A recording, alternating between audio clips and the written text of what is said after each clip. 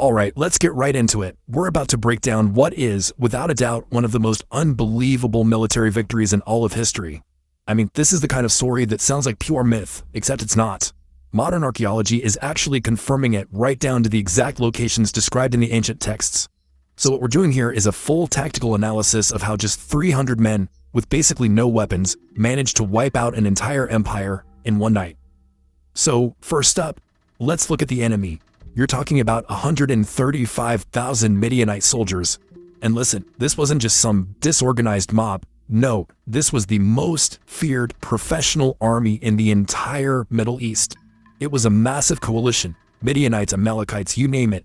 These guys were the real deal. And who were they up against? 300, just 300 guys. And let's be clear, these weren't Spartan super soldiers. They weren't an elite special forces unit. They were just 300 dudes. So when you put it side by side like this, it's just absurd. I mean, look at this. You've got professional warriors with full armor and swords versus farmers. You have an occupying army versus terrified tribesmen and their weapons, torches, and trumpets. The mismatch here in gear and training and morale, it's not just big, it's absolutely staggering. Which brings us to the big question, right? How on earth was this even possible? This isn't just a cool story, it's a genuine tactical puzzle. And to solve it, we have to look at everything: the battlefield, the man in charge, and what has to be one of the strangest battle plans ever drawn up. Okay, so before we get to the fight itself, we've got to understand the battlefield. Let's pull up the map, because in ancient warfare, geography is everything. It's destiny. And the piece of ground where this all went down, well, it was the strategic key to controlling the entire region. You know, this whole thing didn't just pop up overnight. For 7 years, 7 straight years, the Midianites had been raiding Israel, basically showing up every harvest like a plague of locusts and just wiping them out. But then, around 1191 BC, something changed. They switched up their whole strategy. It wasn't about raiding anymore. Now it was about permanent occupation. They set up a huge military camp, and they were there to stay. And look where they decided to set up camp: the Jezreel Valley. This was no accident. This valley was basically Israel's breadbasket. It's where all the food came from. On top of that, it was the main highway, the critical trade route between the huge empires of Egypt and Mesopotamia. So the bottom line is this: you controlled the Jezreel Valley, you control everything. The stakes here, they could not have been higher. So, Israel is on the brink of being completely wiped out. Who's going to step up and lead them? A king? No, didn't have one. A famous general? Well, they didn't even have an army. The person chosen to lead was, at that exact moment, hiding for his life. Meet Gideon. And really, his situation tells you everything you need to know about how bad things were. He's in his hometown, Ophrah, which is only about 15 miles from that massive enemy camp. But is he rallying the troops? No. He's hiding in a wine press, basically a pit in the ground, trying to thresh a little bit of wheat without the enemy patrol spotting him and taking it. This is the guy God picks. A scared farmer, zero military experience, none. And when God shows up and calls him a mighty warrior, you can just feel the doubt in his response. It isn't some big, faithful declaration. It's just raw. It's honest. He's basically saying, if you're with us, then why is all this happening? Where are all those miracles my parents told me about? He's just a guy trapped in a terrible situation, wondering where God is in all the mess. But this is the turning point. Before God sends him up against the 135,000-man army, he gives Gideon a mission right at home. He tells him to go tear down his own father's altar to a pagan god, Baal.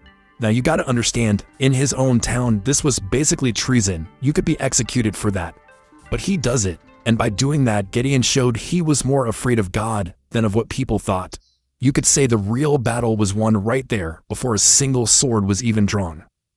Okay, so now Gideon's all in, he's ready to fight. He manages to get an army together, but the battle plan God gives him, it goes against every rule of war.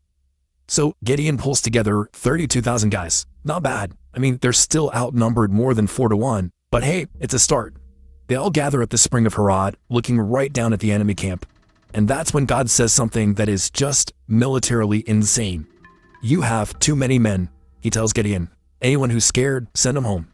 Just like that, 22,000 men pack up and leave. So now he's down to 10,000. Surely that's few enough, right? Nope. God says it's still too many. And this is where we get one of the weirdest special forces selection tests of all time. Gideon's supposed to take them down to the water and just watch how they drink. And what happens? 9,700 of them get down on their knees, stick their faces right in the water, totally vulnerable, not paying attention. But 300 of them, they stay alert. They cup the water in their hands, lapping it like a dog while their eyes are still scanning the area. And those are the guys.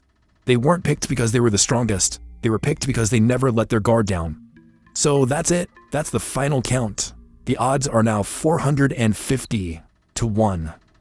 Think about that. From any logical human standpoint, this isn't a battle plan, it's a suicide mission. And yet, this is the army that God says is finally ready to win. Alright, it's the night of the attack. And Gideon, you can bet, is still terrified out of his mind. But God gives him one last piece of intel, a little recon mission that changes the whole game. So Gideon creeps down to the edge of the enemy camp, and he overhears a soldier telling his buddy about a dream he had. And get this, the buddy's interpretation of the dream is that God has already handed the entire Midianite army over to Gideon. I mean, what are the odds? Out of 135,000 soldiers, Gideon happens to overhear the one conversation that confirms it all. The enemy's morale was already broken. They were defeated in their own heads before the fight even started. So now, filled with this newfound confidence, Gideon lays out the plan. And their weapons, well, they're not really weapons at all. No swords, no spears. Instead, every single one of the 300 men gets 3 things: a trumpet, a torch, and a clay pot to hide the light of the torch. Every single piece of equipment was for psychological operations. Here's how it went down. Gideon splits his 300 men into 3 groups, and they surround the entire enemy camp from the hills above. Then, on a signal, they all smash their clay pots at once, suddenly revealing hundreds of lights, and they all blow their trumpets. And the absolute genius of this is using the terrain itself as a weapon. Down in that valley, the sound of 300 trumpets would have echoed and bounced around, making it sound like a massive, endless army. And the sudden ring of fire from the torches made it look like they were completely surrounded. And the Midianites just panicked. Absolute chaos. And what's so critical to understand is that Gideon's men never even charged. They just stood their ground, making noise and holding up the lights. Down in the dark, in total confusion, this huge army made of all these different groups, who probably didn't trust each other to begin with, couldn't tell who was who, so they started fighting each other. It was a complete, catastrophic failure from the inside out. They destroyed themselves. And that was just the start of it. The ones who survived the chaos tried to flee east, back toward the Jordan River, and a huge pursuit kicked off that basically wiped them out. But you might be asking, how do we really know any of this is true? How do we know it's not just a good story? Well, this is where it gets really incredible. Modern archaeology lines up almost perfectly with the story. The Spring of Harad, it's still there. You can go visit it today. A high-tech LiDAR survey in 2019 found evidence of a massive military camp in the Jezreel Valley, dated to the exact time period. The river crossings they used to escape, the pursuit routes. Archaeologists have traced and verified the whole thing. This isn't just a story, folks. This is history with GPS coordinates. So why do it this way? Why shrink the army down to nothing? Why use these weird non-weapons? Well, the Apostle Paul kind of summed it up perfectly centuries later. This battle was never meant to be about who had the bigger army. It was designed from the ground up to be so completely impossible from a human perspective that nobody could ever claim the credit. No one could say our army was just better. With 300 guys, there's only one explanation left on the table. And that's how this ancient battlefield becomes relevant to us right here, right now. Because what this whole tactical breakdown shows us is that God doesn't really need our strength or our talent. He just needs us to be willing. Think about it.